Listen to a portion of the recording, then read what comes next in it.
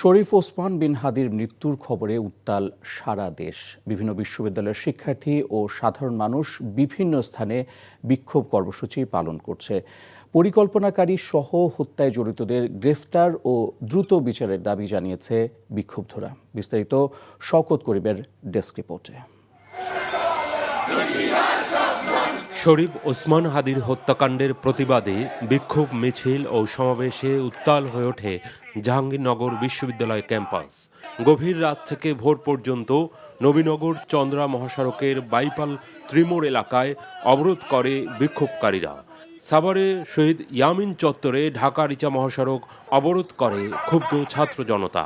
বন্ধ হয়ে যায় যান চলাচল। রাজশাহী বিশ্ববিদ্যালয় ক্যাম্পাসের সামনের সড়কে অবস্থান নিয়ে বিক্ষোভ করেন শিক্ষার্থীরা।